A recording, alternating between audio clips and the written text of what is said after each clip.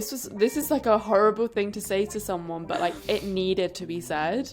Yeah, and I needed to hear it because that's exactly, you putting that into words was exactly how I felt, and I hadn't realised. You're listening to Fucks Given, the one about relationships. The good, the bad, and the ugly.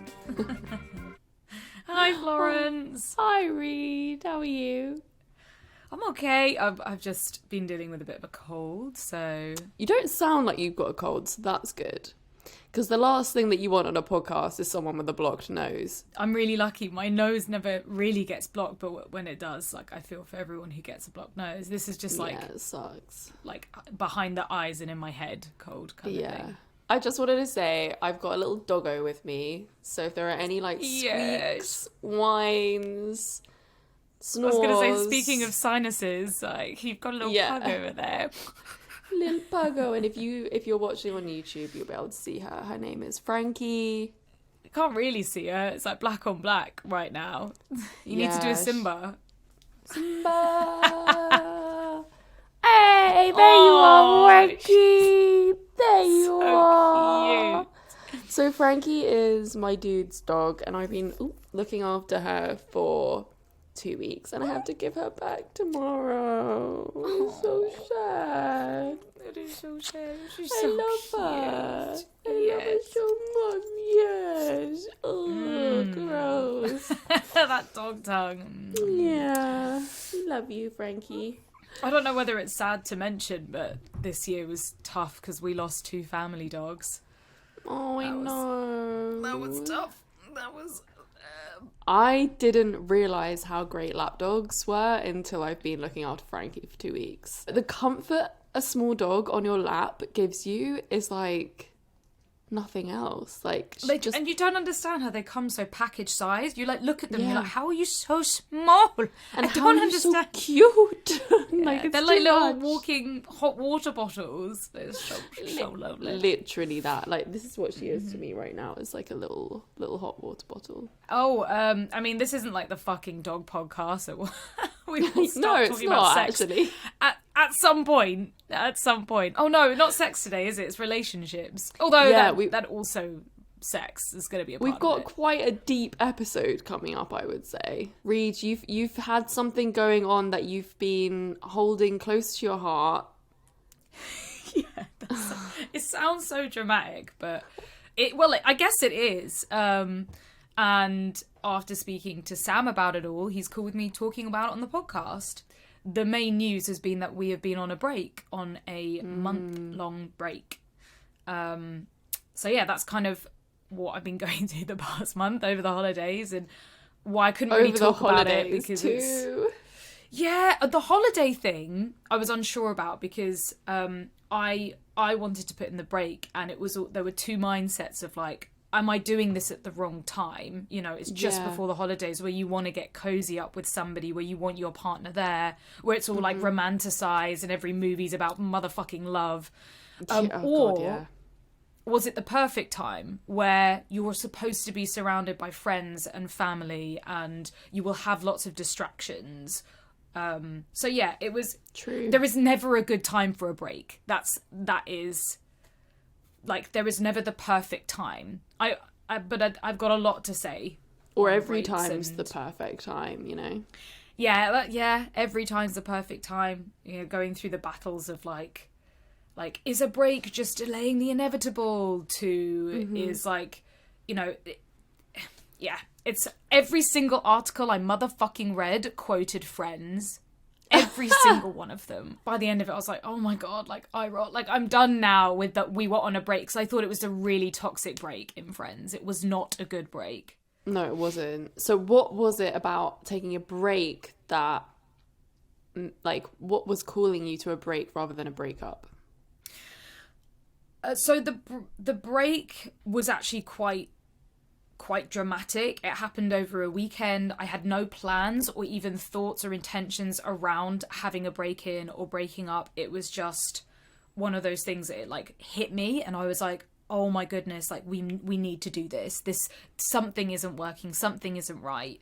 And my mental health had been on this like really sort of slow decline, and it been getting worse and worse, and you know, trying absolutely everything, and me just like racking my brain, like I'm doing everything that I'm supposed to be doing and I'm still feeling crap. And one of the reasons was like, oh my goodness, maybe it is mine and Sam's relationship that's put me where my mental health is. Or, you know, the flip reverse, my mental health is causing Sam and I to have a lot of strain and stress, and for it not to be fun anymore.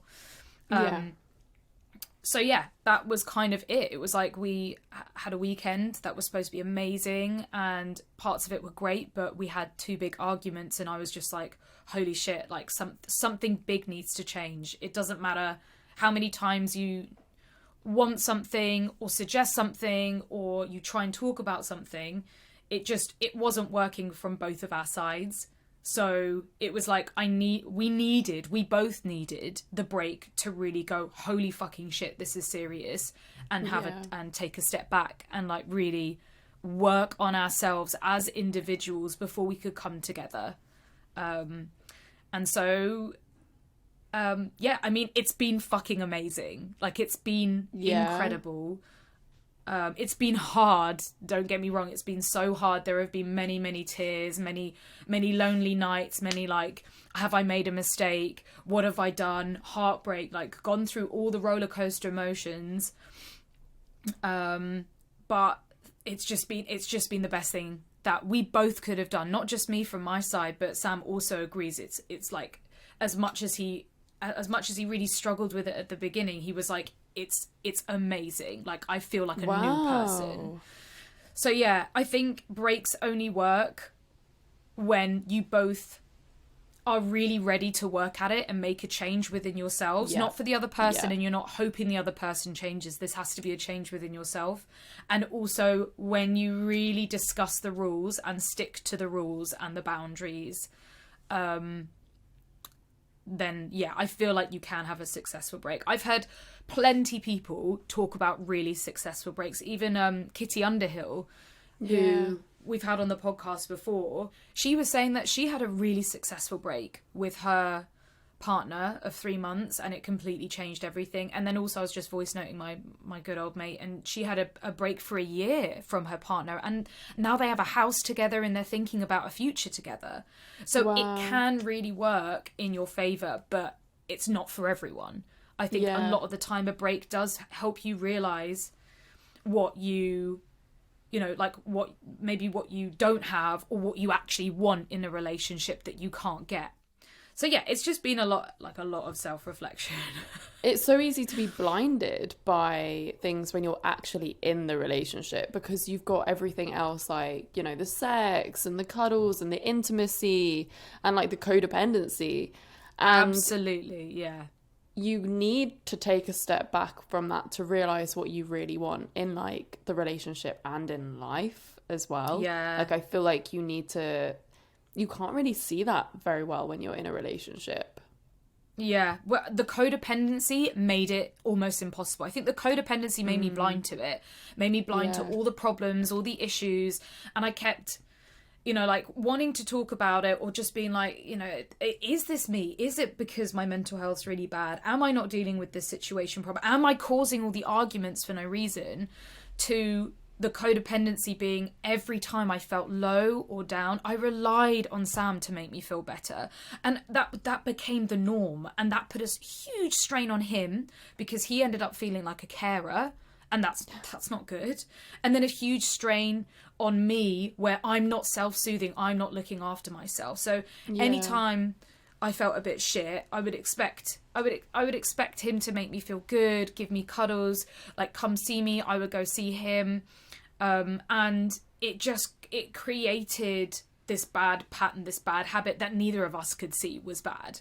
And the worst part was, as I got angry when I didn't feel good, when I didn't get what I wanted from him, that comfort and that support and that love, even though he was so exhausted to give it to me all the time, constantly, if I didn't get it, I would be angry at him. I would be livid. And then I would argue and be like, you know, like, you're supposed to look after me, blah, blah, blah. I mean, I wouldn't necessarily say those exact words, but I only could see this now after the break.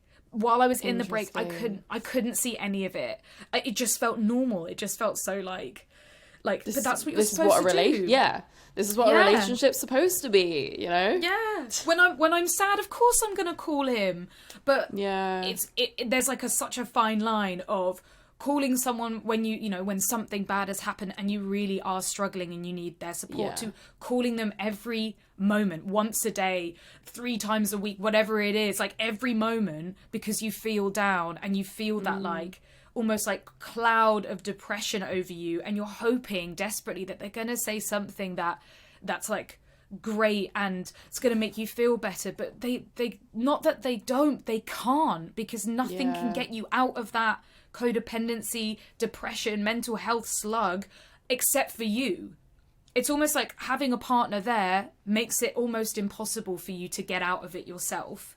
It's so fucking weird. And I have a pattern of codependency, and I've done it with my partners before, so it's like, how did I not see it before?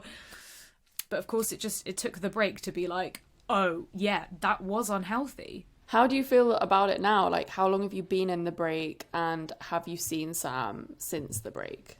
Yes, so we've had one dinner date, and then I'm on another date tonight with him. We're going bowling. Okay. That's nice that you're like starting it off with dating again. When we first spoke about the break, which was again a really tough, long conversation, because for Sam it came out of nowhere and he didn't understand a lot of it, and all I could do was just almost like repeat myself and just say, like, if we don't have a break, we have to break up because something needs to change, and I can't do it unless I do this. And it was horrible and heartbreaking.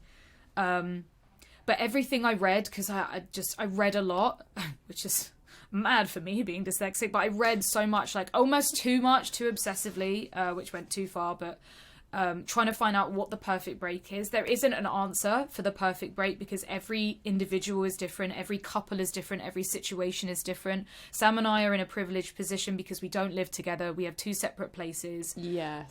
We don't have kids. We don't have a mortgage. We don't have a pet. So it was a lot easier for us. But what I read that resonated with me was a break should be for no minimum than 3 weeks. That's what I read, that I was like, okay, that makes sense. Some things were saying like a week, some things were saying 3 months. There was something that said if it's a break that's over 6 months, then it's a breakup. It's not a break. If you need longer than 6 months. But then, I would agree with that in a weird way as well, because I think like the term break means that you guys are in waiting to get back together. And I think it's not fair necessarily to be in a break for like a super extended amount of time, unless you're both like agreeing that you're still in waiting, like after 6 months. But like, if you don't want to be in this like waiting room for your relationship, and like, then it's not a break. I would say it was a breakup. Yeah, it almost like has to match, which is almost impossible, because there is always going to be one person has more feelings about the situation than the other, and it's really hard to match. Like, it wasn't easy at the beginning, and 3 weeks when you're feeling that heartbreak and you're in it feels like forever. It honestly feels like the longest time, like unbearable amounts of time. You're just like, how, like, I can't even get through today, let alone a week or 3 weeks. But that's the point. You're supposed to do that cut off, so the each little day that goes by, it gets a little bit better, and then you start talking to your friends more and talking to your family more and learning to self-soothe. When you've got no one there to pick up the phone to and cry to, then you just have to cry by yourself and pick up the pieces and be like, okay, right, well, okay, I'm gonna watch something on TV, or like, okay, well, I guess I'll go for a walk, you know, shit like that. And it's just so hard to do. I wish I didn't have to do it, but God, it's been so amazing. Yeah, I honestly feel like a new person after this break, which is that's just fucking incredible. I'm so happy for you. I'm so like, when you told me that you were doing it, like, I was very happy that you were making that decision, because I had seen the place that you'd got into in your relationship, and I was like, I just want Reed to be happy at the end of the day, and so something needs to happen. Yeah, basically. the main thing that made me decide on the break was speaking to my closest friends who knew me the best. That was especially speaking to you and being like, Reed, I think this is something you need to do. Well, actually, you prefixed it with, can I say something? And I was like, okay. And I wasn't in the right place to hear it, but prefixing it with that made it like almost like tolerable to hear. And when you said it, of course it's still like upsetting, and there's like a lot of feelings hearing that stuff, but it's allowing yourself to take a step back and be like, okay, if someone feels really strongly about this, maybe it is something I need to really think about. And then it wasn't just you, it was a couple of other friends as well who felt just as strongly in it, and I was like, oh fuck, like if everyone else can see it and I can't, then something needs to change, something needs to give. Yeah, I guess I just want to reiterate that, like, I don't think any of your friends told you to, like, go on a break or break up. Right, it was just kind of, like, our opinion on, like, the whole situation and, like, how we felt about you in it. Yeah. I think if someone's telling you to break up or have a break, that's not okay. That's not okay. Yeah, that's what I just wanted to say. I was like, I don't want people to come out of that thinking, oh, it's okay to tell my friend that they need to break up with their boyfriend. No, the best, when I was speaking to people, the best responses that I got were the ones that were very much like asking me the right questions, not I don't want to say neutral. Neutral was good because when I was in a sensitive, hurt place, like neutral was really easy for me to hear. It didn't necessarily progress the conversation, but it was very easy to talk to somebody that was neutral and just like, you know, what do you think about this? Why do you want to do this? What will you get out of this? What do you want in the future? That was really helpful. The therapist talk.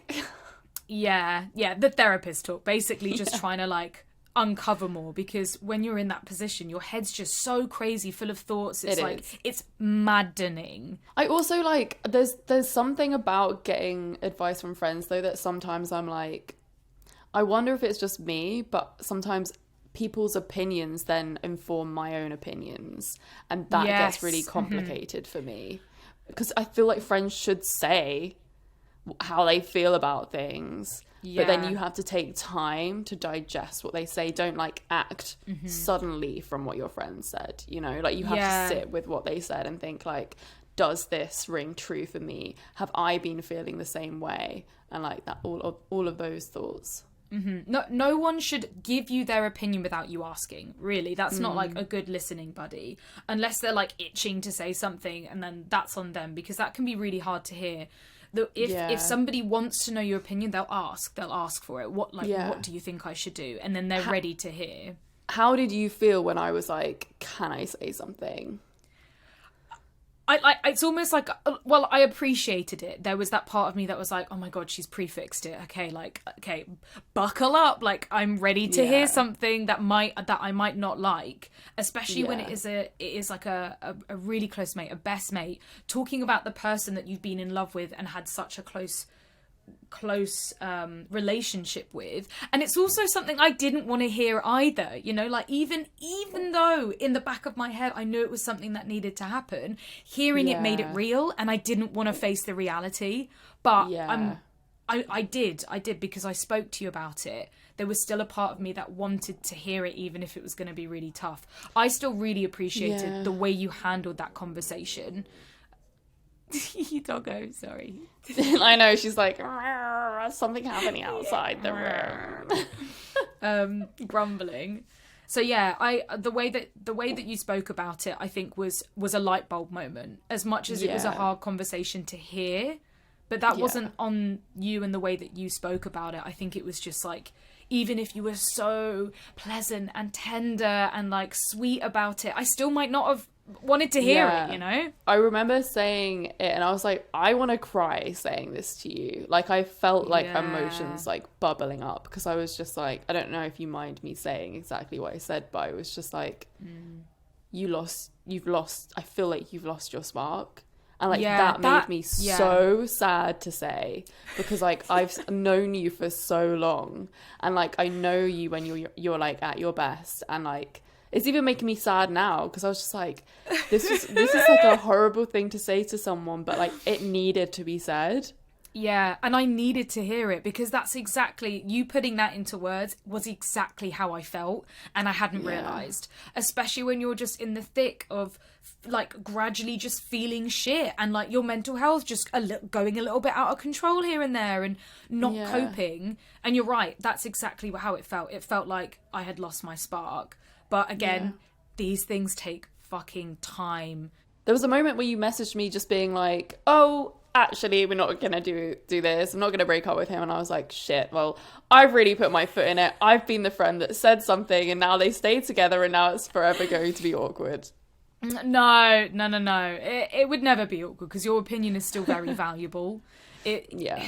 But during this time, you literally go through so many different like roller coaster emotions, and it's like that with any breakup as well. Especially if you're the one doing the breaking up, you are constantly second guessing yourself and constantly thinking, "Did I make that?" Because you don't just like cut off all your emotions and that's it. Even if the person seems so cold, they are still hurting. There is still a part of them that is hurting for the person that they felt for. You know, they don't want to harm anybody, even if it feels so fucking cold. And that's how I felt I had to be with Sam. I felt I had to be cold, even though I was like crying every night and like heartbroken. I was like, you know, like, sorry, we can't talk. We cannot message each other through this break. Let's speak next week. And I'm there just like, all I want to do is call him up and just like say that I've made a mistake and I'm going to come to yours and make it all better.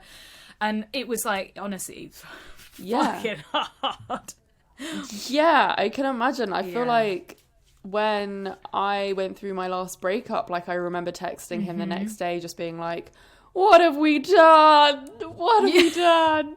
And I was like so emotional. I just wanted to like talk to him, and he sent me another text back just being like that, basically saying that he was feeling like really terrible, and he was just like, I don't think we can talk.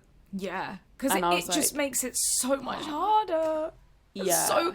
It's not easy all round, doesn't matter. Unless they're a fucking psychopath and they're just like, nah, all right, I'm better without you. See ya. You know, like they cannot not feel something. No.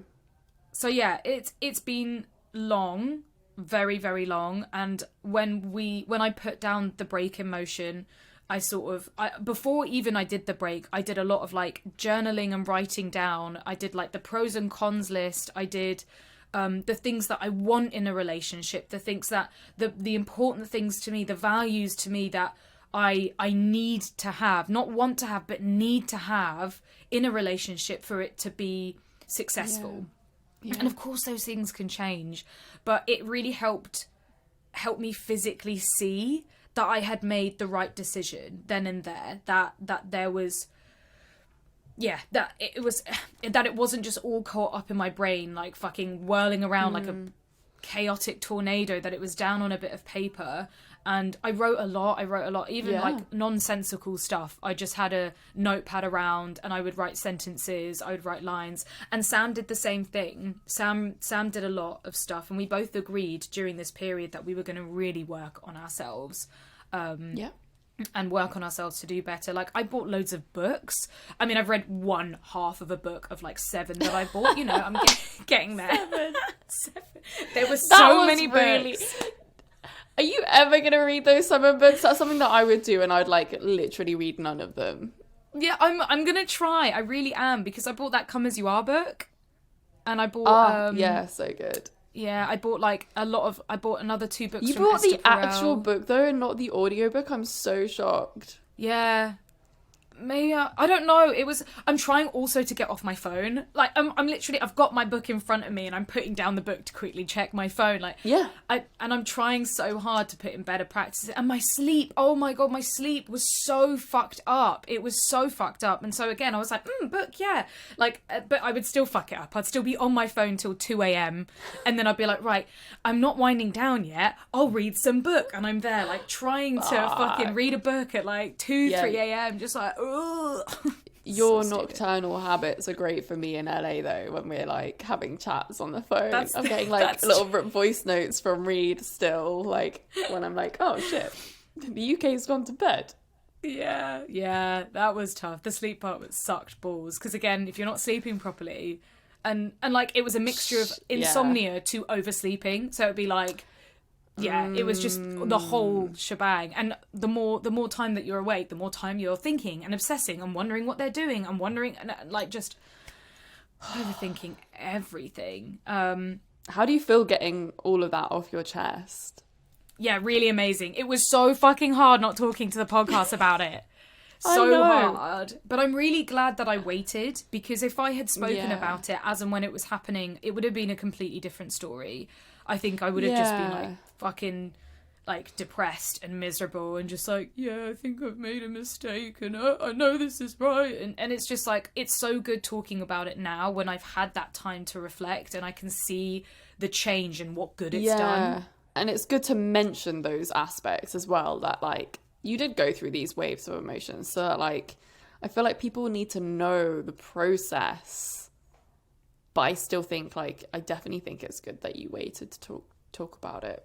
Yeah, I think so. And also, you know, I'm not having much I wasn't having much communication with Sam, and I really had to make sure that this was something that he was okay with me talking about. And during that time where he's already confused and upset and going through his own shit, like, he doesn't want to hear me talk about this shit on a podcast. We have a lovely new sponsor for today's episode, and that is Joy Club. Now, some of you might not have heard of Joy Club, but that's because it's all the way from Germany, but it's popping off hard there. So much so, it's spilling out over to the rest of the world, and especially the UK. It's a sex-positive community for every kink and every type of interest. So if you're into things like our podcast and want to learn more and want to connect with like-minded people, Joy Club is the community for that. I'm going to be putting my Tickle event on Joy Club so other like-minded people can find it as well, because I just want to find more Tickle friends, you know, and this is the perfect place to do that. Yeah, sometimes it can be really hard to find people that connect with the same kinks and fetishes because there aren't enough platforms out there, and that's why I'm super excited to become a member on Joy Club, so that when I'm back in the UK, I can maybe meet up with some people that are into the lactation kink. If anyone out there shares a kink or fetish, you understand how hard it can be to actually write it on your profiles or dating profiles. But the great thing about Joy Club is that everyone is so honest and open, you kind of feel unafraid and excited to share who you really are and what you're looking for on there. It's a great place to start. And it doesn't matter where you are in the world, because the community also connects via live streams.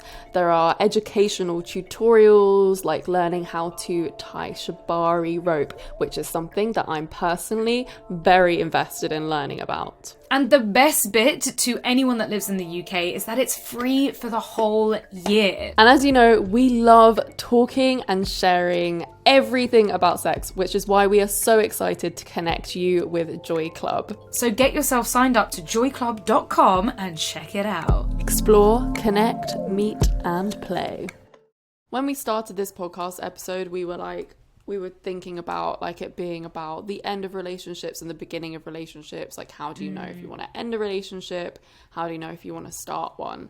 And I think, you know, you've been in the whole like, should I end this relationship chapter? Not that you have, but like that side of things. Whereas like I've been in this new situation where I'm like, should I start a relationship, even though I'm like full of commitment issues and fears and like just kind of scared. And I've kind of ended up in this situation where I feel like it's like started to repeat my patterns, and that's why I kind of wanted to talk about it, because it's like this shit just happens. It like, I feel like I was writing in my journal yesterday and I was like, this was bound to happen. His profile on Field said freshly out of a relationship, which doesn't scream someone that wants a committed relationship. Yeah, that would, as much as we want to believe otherwise. My profile says looking for something long term.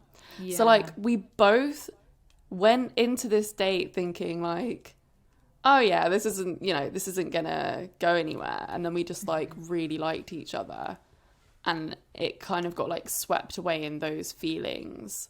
And I guess blindly thought well, maybe that doesn't matter. Like, maybe it doesn't matter that he's fresh out of this relationship, because if it's right, and you just sort of go for it. That's like my understanding, but that's not really how like the world works and people's lives work and issues work and fears around commitment and feelings as well after a breakup. Like, I know that after my last breakup, it took me like a year to start feeling again properly. Yeah.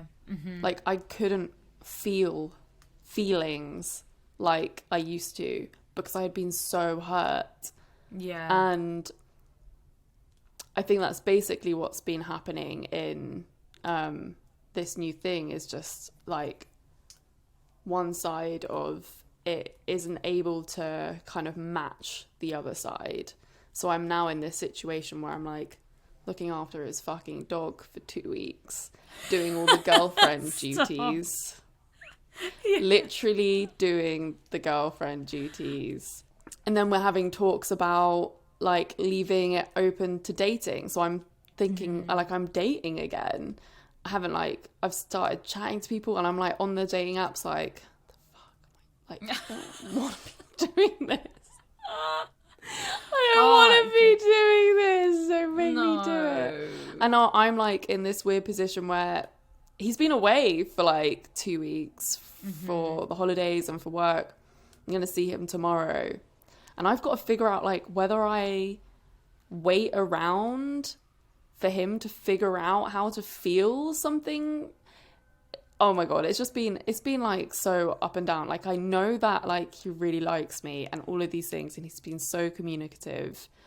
But at the same time, I'm like, by waiting around for someone to choose me, I'm not honoring myself at all. And I've like done all of this work after my last relationship was literally me in a relationship with someone that didn't want a relationship. I can't do that again.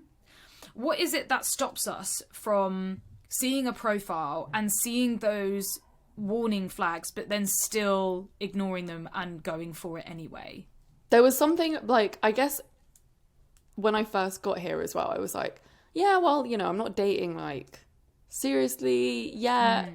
I'm just sort of seeing what's out there. I'm like testing the waters. So I thought like, just get out on a date basically. And that was my just get out on a date. And then it ended up being like, oh fuck, I like actually really like this person. And he felt the same way too. And I think we got swept up into those emotions. And now like nearly 2 months later, we're like, he's having his realizations of like not being ready, basically, not being ready to commit. And I'm in a situation where I'm like, I'm ready to commit to this. Like, I want to plant the seed and see where it grows. Like, I'm not committing to a lifetime with this person. I'm committing to planting a seed and seeing like what happens. But he's not ready to do that, which like sucks so much to like. And I've been processing this because he told me about these kind of feelings of like wanting to date other people like a few weeks ago. And first of all, I was like, I totally see where you're coming from and I understand. And I do. He's been in a very long relationship and I understand that he needs to experience more of the world being single and like take a breath. I'm just annoyed that I landed in that moment before that happened. Yeah. Is it enough for you to be able to sideline this?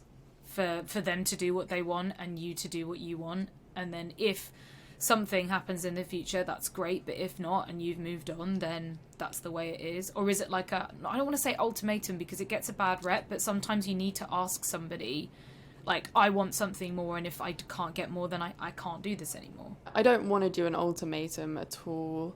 Like, my thoughts have been around, and I've told him this, which is why I'm okay with talking about it, is that, like, I might take a step back and basically just be like, I'm not waiting for him in any type of way.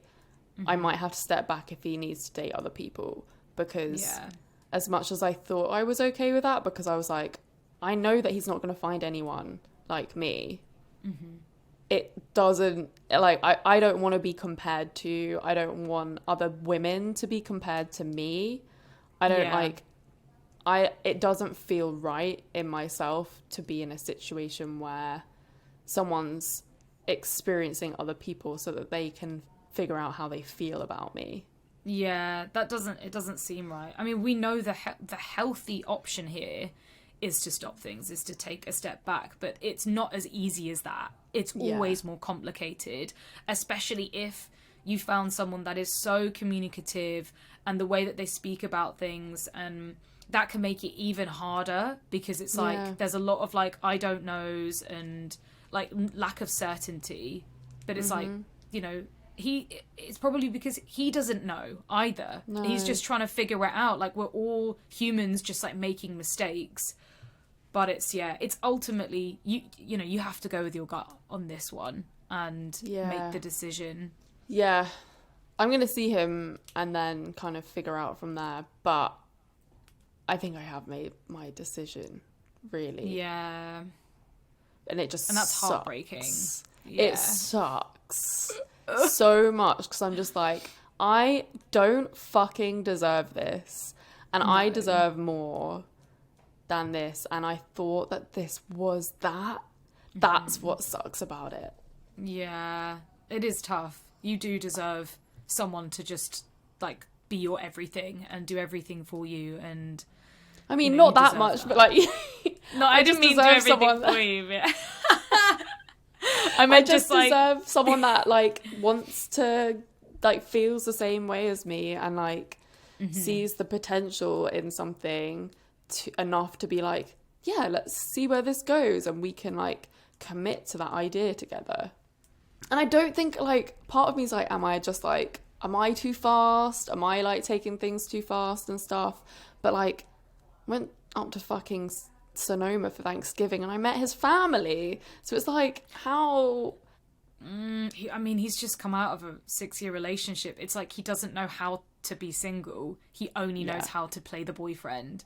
Yeah, I wanted to discuss because I think it's like a really real thing to happen, and like to have to like really have that thought of yourself of like, you need to put yourself first. Yeah, the put yourself first thing.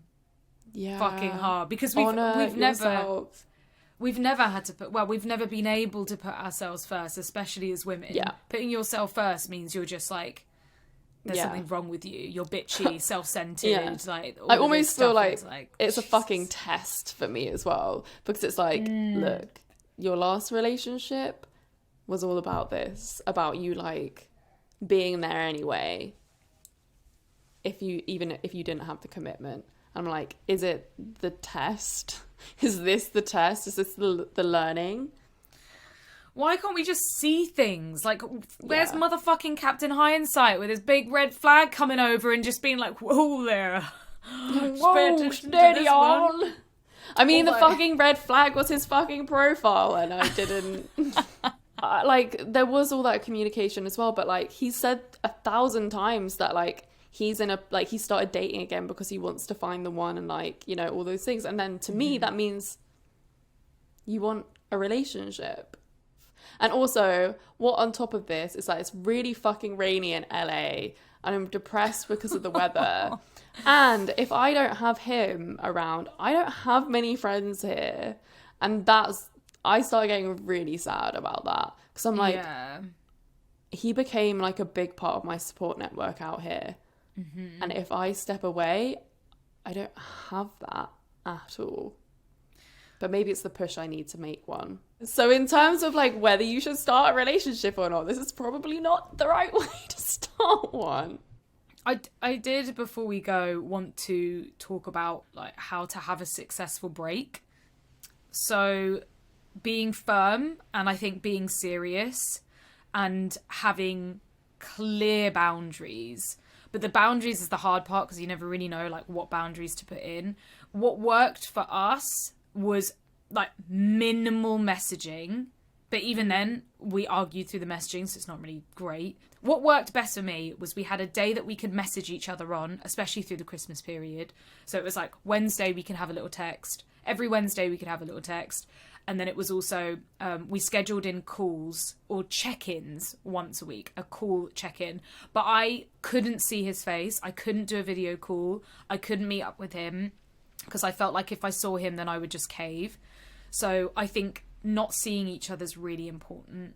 If anything, that would be the best, most healthiest, easiest way for you both, is to stop communication altogether, plan an end date, pick an end date, to work towards, and then work from there. That would, because every time we spoke, there was still anger and confusion and hurt, very much so within those conversations. It's almost like you need time to fall out of love, fall in love with yourself again, and then you can bring your full self back into the relationship. And when you start the relationship again, start it like you did before, go on dates. Like, will they, won't they have sex? You can hold off from having sex from each other if that works for you, and just like rebuild the relationship from there. It's that's I think what we're doing. We're trying both really hard not to fall into old habits again, because it's just really fucking easy. Like as soon as I met Sam, like the other day for dinner, I wanted to hold hands, and then as soon as I did it, I was like, shit, was I supposed to do that? Like, it felt normal and right, but like, now am I overthinking it? It's just like, fuck. I mean, definitely overthinking it. Yeah, definitely overthinking it. He was probably just like, yeah, whatever, bro. Yeah, doesn't care. Yeah. So yeah, tough one. It's very tough. Oh, and also just remembering that when you get back together, it's not going to be beautiful and magical and perfect. You are going to go through a teething period of trying to work things out and trying to talk about things and sort of seeing where you both went wrong and what good you can do. Yeah. Do as much reading as you can. Do as much learning as you can. Get books about how to communicate. Get books about how to look at your attachment styles and learn more about yourself. Look at your personality traits. Like, go speak to a fucking therapist. Oh my god, my therapists were my godsend throughout all of this. They were probably they helped me stay so grounded and not make any like rash or impulsive decisions, and just to sit in the uncomfortable feeling. And that sucked, but it was really, really valuable. Also hoping the other person does the same, but you cannot force them. And a lot of people won't, and that's okay, but you have to ask yourself if you're okay with that and if that works for your relationship. Because you can state that. You can state, like, I don't think I can be with somebody who doesn't want to go to therapy. Or I don't think I can be with somebody who talks about being really unhappy with themselves and not making a change to fix it. Like, that's an okay thing to say.